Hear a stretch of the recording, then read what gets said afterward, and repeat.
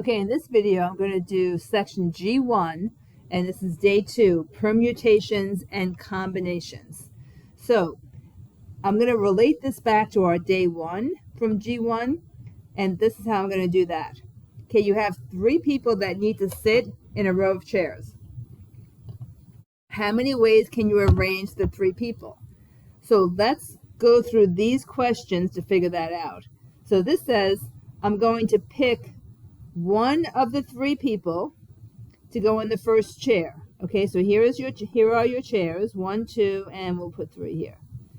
Okay, so I have 3 chairs. When I look at my 3 people, there are 3 options that I can put in that chair. Then I have 2 people left. I can put I have 2 options for the second chair. And then I have 1 person just standing around, and I'm going to have him or her take the last chair. Then you're going to multiply these, and you're going to get a 6.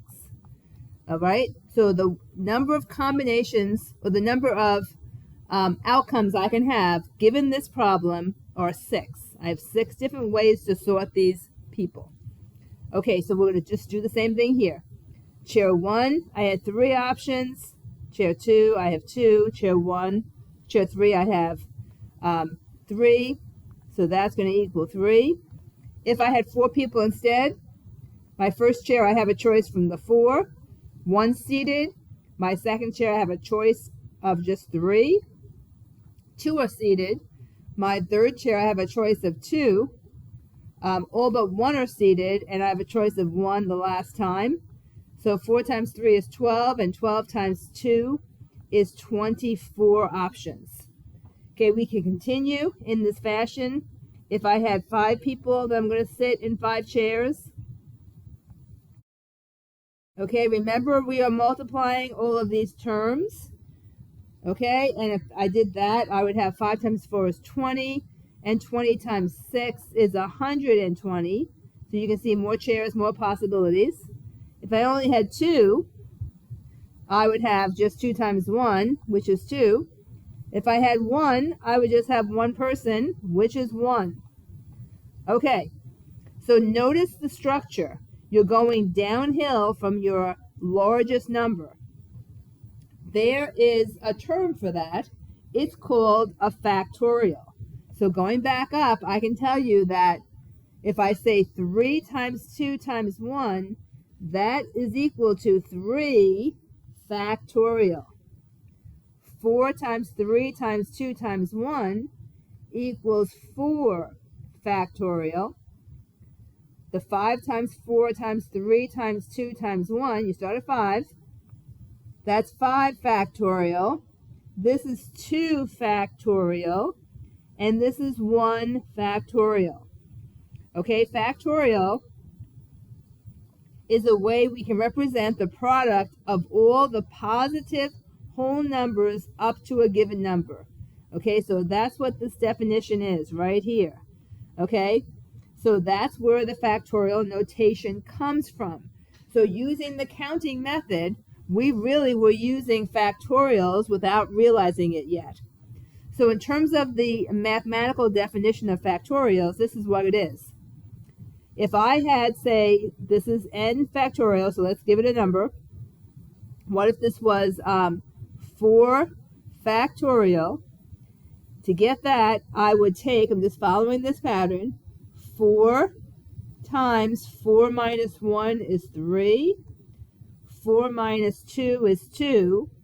So keep going.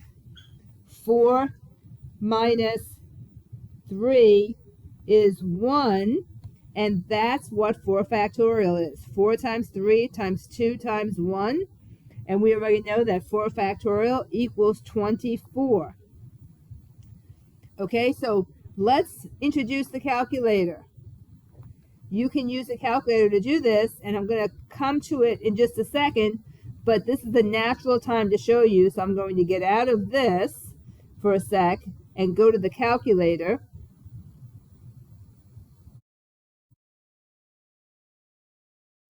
Okay, and I'm going to clear out what I have in it, and I'm going to do 4.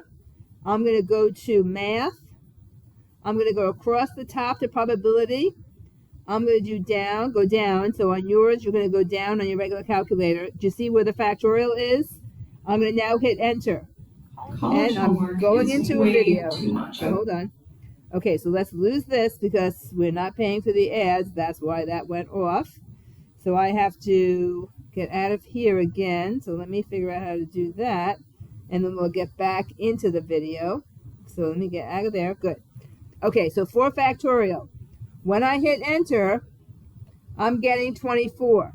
So 24 is what 4 factorial is. So one more time, how did I get that? I went to math.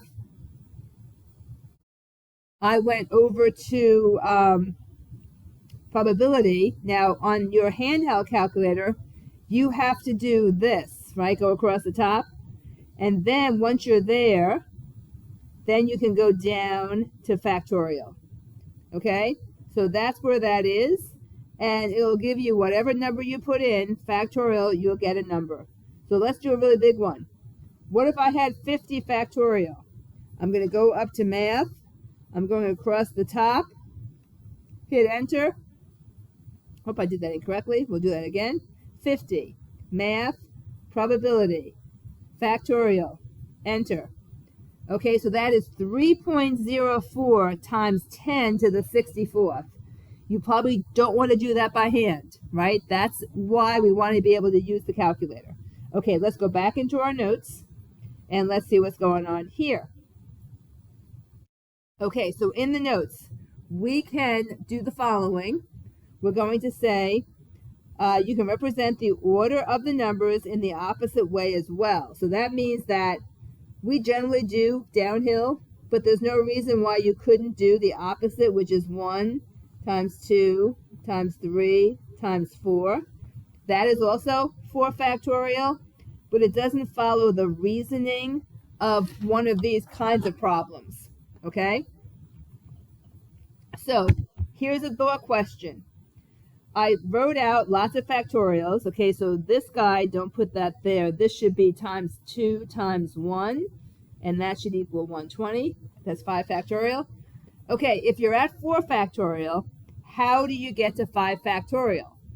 So you should think about this. Let's write out what 4 factorial is. Oh, it's right here.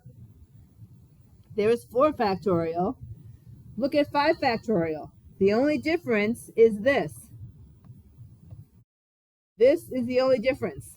So to go from 4 factorial to 5 factorial, I can say that 5 times 4 factorial equals 5 factorial. Okay? So that's good to know. So based on the definition, we can say that this works. You could do something along those lines. So I'm just distributing, and I can work with that in many kind of fun ways. More things that have to do with factorials. Notice this.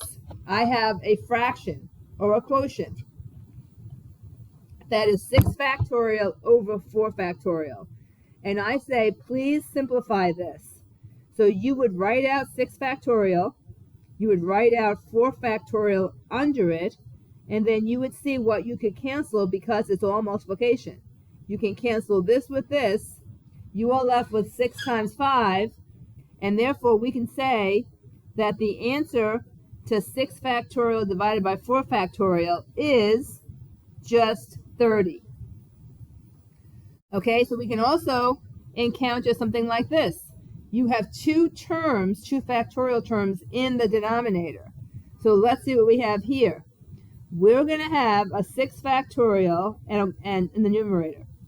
But I'm looking at this 4 factorial. Here's a 4 factorial embedded within the 6 factorial. So what do I get? I get 6 times 5 is 30, divided by 2 times 1, which is 2, which is just 15. So I know that if I said 6 factorial divided by the product of 2 factorial, 4 factorial, I would get 15 for an answer. Okay, so factorial, we told you how to get it. I also want to talk about getting a a division bar or a fraction bar. It's easier in life if you have a calculator that lets you get a fraction format. Why is that? Because if you want to do 6 factorial divided by 2 factorial, and you have the ability to write it in fraction on your calculator, that's good. Oh, and I'm sorry, I wanted to add one more thing. I want to have 2 terms down here. So that's going to be 2 factorial, 4 factorial. If you cannot get this division bar or this fraction bar, you would have to do the following on your calculator. 6 factorial divided by parentheses 2 factorial, 4 factorial. Okay? Where does this fraction bar come from? It comes from alpha y equals. Let me show you that on the computer, or on the calculator. So here I'm going to clear everything out again.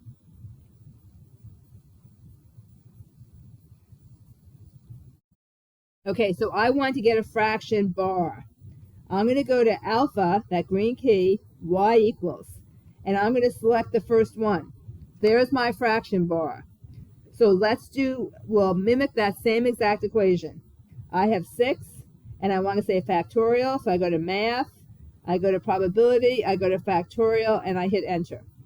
Now I'm going to go down to the bottom. I'm going to do 2, and I'm going to go to math, probability, factorial. I'm going to go to 4, probability,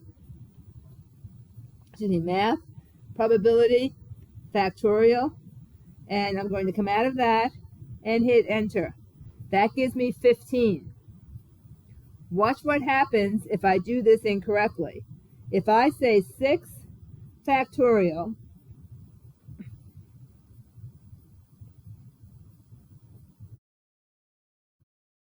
divided by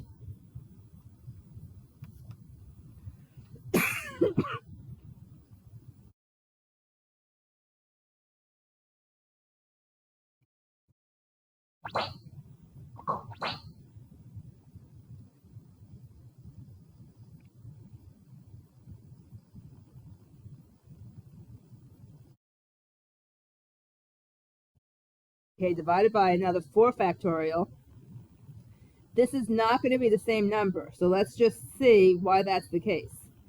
I'm going to math here and here. Okay, I hit enter. I get a much different number. How come?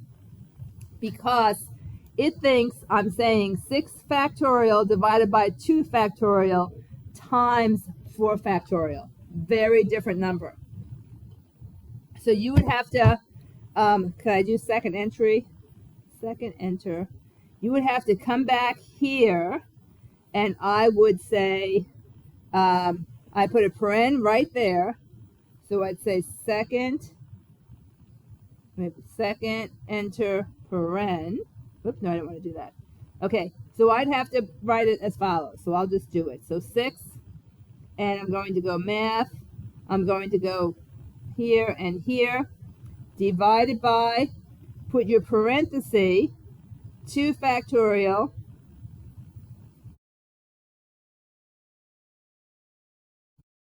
and then follow that with 4 factorial.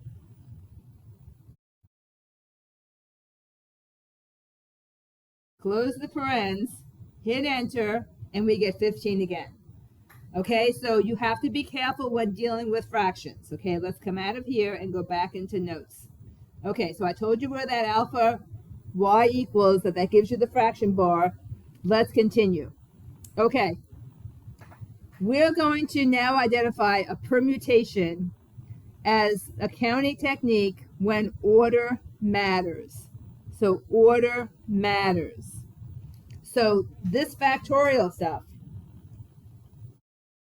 the implication is when we're doing the things like the counting method we've just used, order does matter. Okay, what does that mean? An example would be if I want to do a permutation, maybe the problem would be I have 7 team members.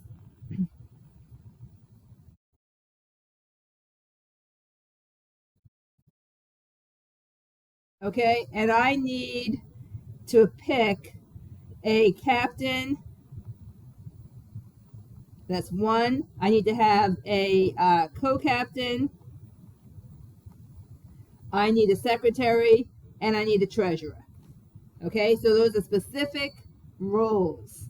So I'm going to say, take your 7 people and place them in these 4 specific roles.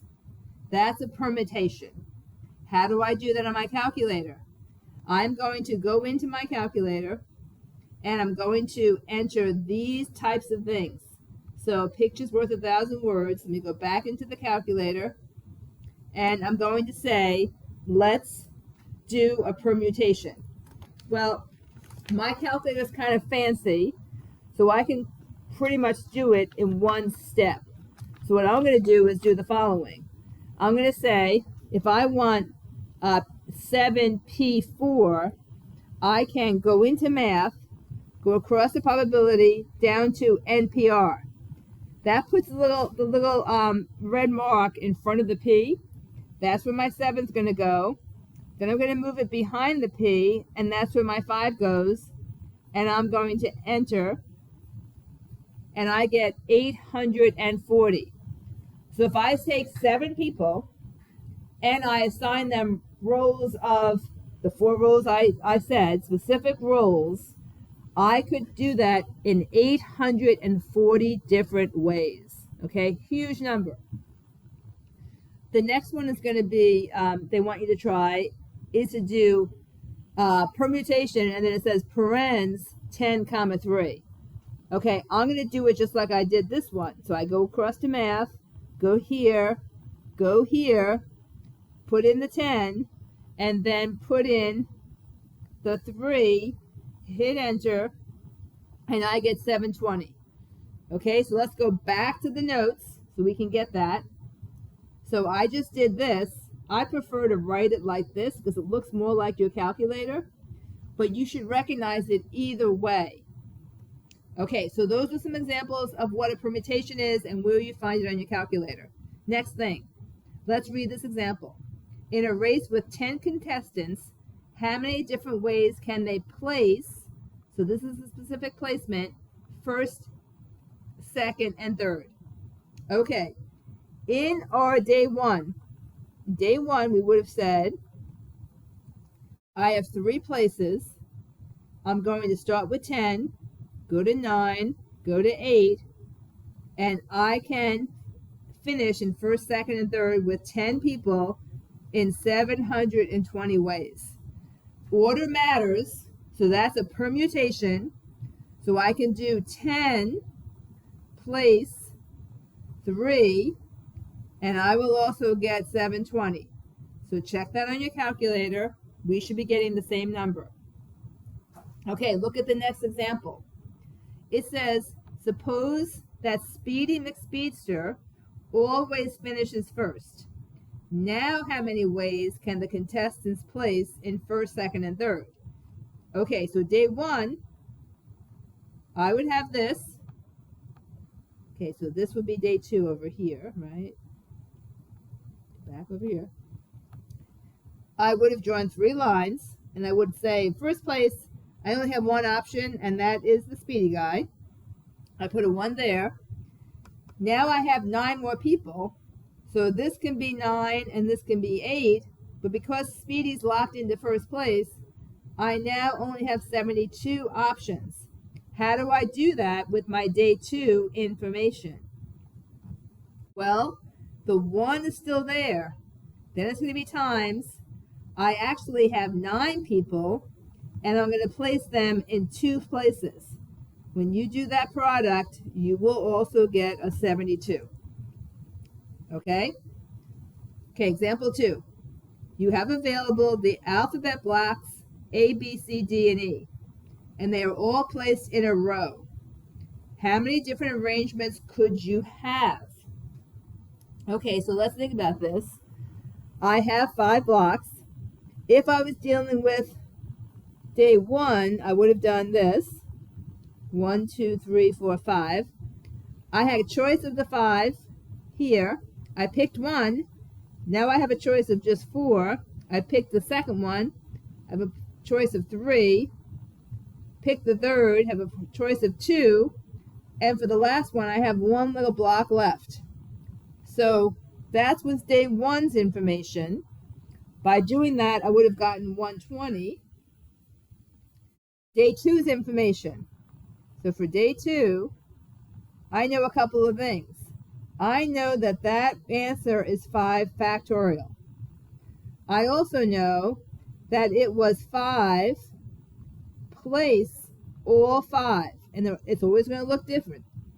So that's still going to be 120 whether I do it using day 1 or day 2. Okay, we're going to move to using day 2 for the rest of this. Okay, how many arrangements end in C? Okay, if it has to end in C, that means I'm going to block the last spot, right? 1, 2, 3, 4, 5. So I'm going to think of it as day 1 and then do it as day 2. Since I have to have a C, there's only one way I can do that. That means that I had 4 blocks to place, 3, 2, and then 1 left. So that's going to be a smaller number. That will be what, 24? So 4 times 3, yep, 24. How do I do that using permutations? Well, I guess I can do a couple of things. I can also call it 4 factorial times 1 factorial. Or I can say 4, choose 4 times 1. No matter how I do it, I should get 24 each time. And this is why you need to have that calculator, because you want to be able to check this so that you can internalize this method. Okay, how many arrangements have the form? You have to have a blank, and then an A, a blank, a B, and a blank. Okay, so I definitely know that where I have my A's and my B's, I only have those for choices. So that takes away 2 of the blocks. So that means this is a 3, this is a 2, and that's a 1. So how many am I truly placing? I'm only placing 3 of them because the other ones have been placed for me. So 3 times 2, this is going to equal 6, and that's going to equal 6.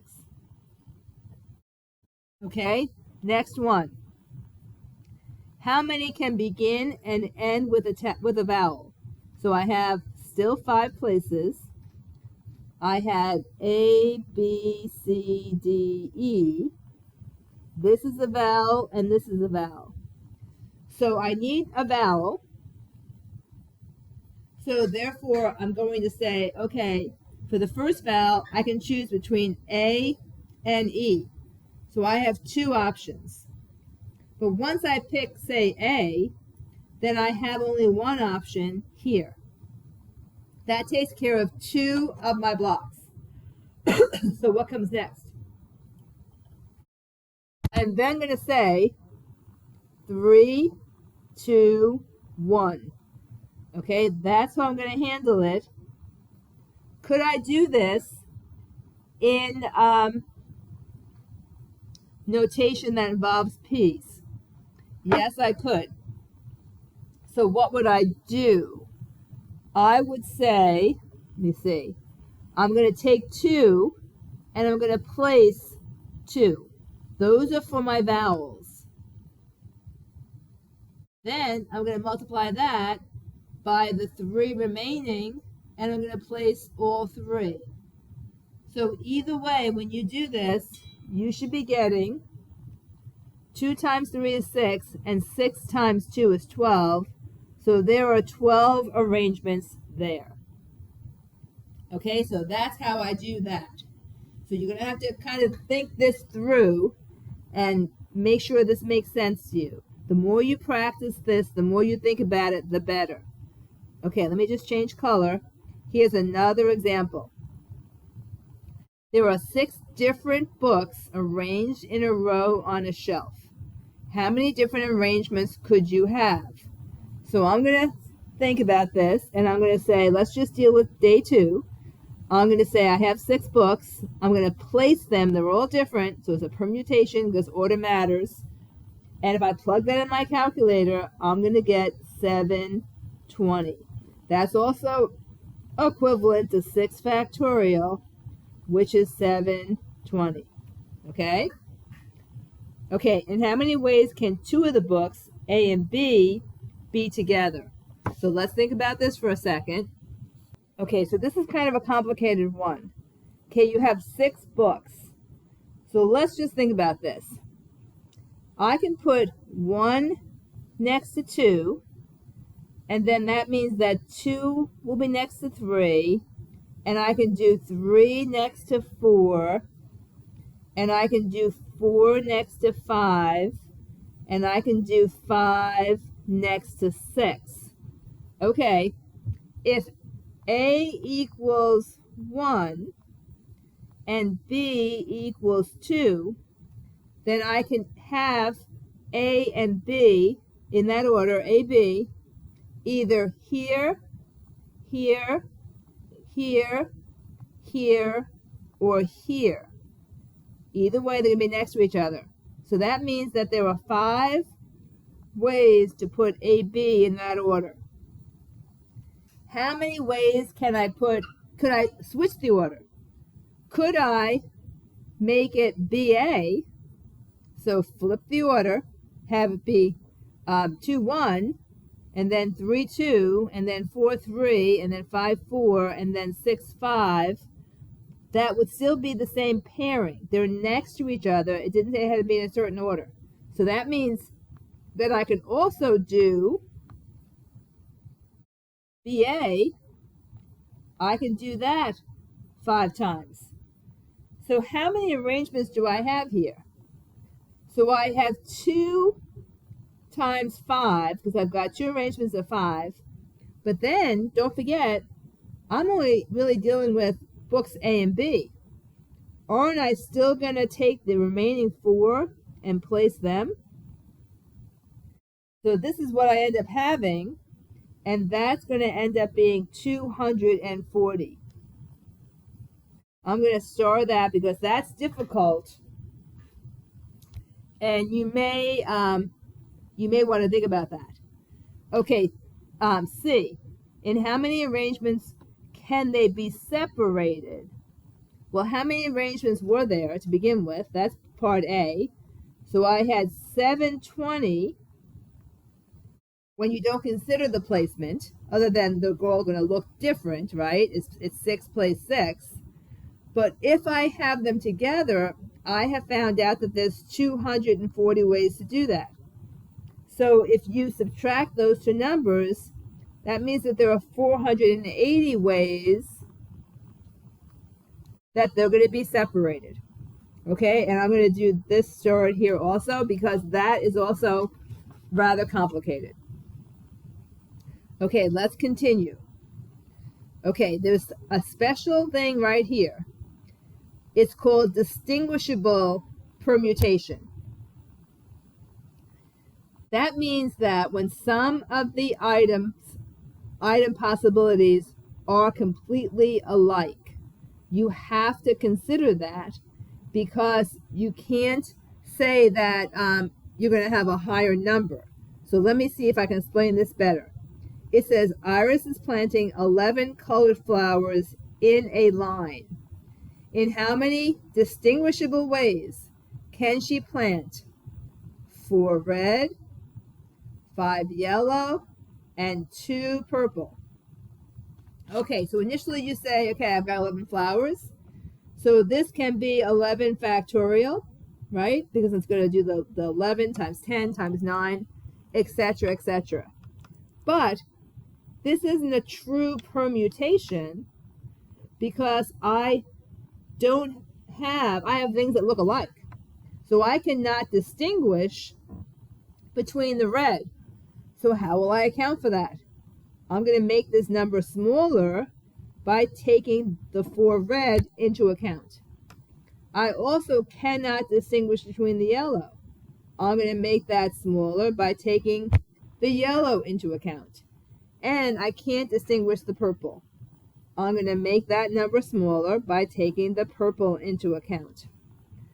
This goes into my calculator and I get an answer. Okay, so again, you've got to be careful. If you don't have the alpha y equals, if you don't have that, you're going to have to put your denominator in parens. So a distinguishable permutation is when some of the item possibilities are alike. Okay, so you initially have p plus q plus r, that gives you n factorial. But because you have p and q and r in groups, I have to divide out by that to make the number smaller. Okay, so that's kind of a big thing. All right, and that I want to do one more thing and then I'm going to stop. Okay, so here's the next thing.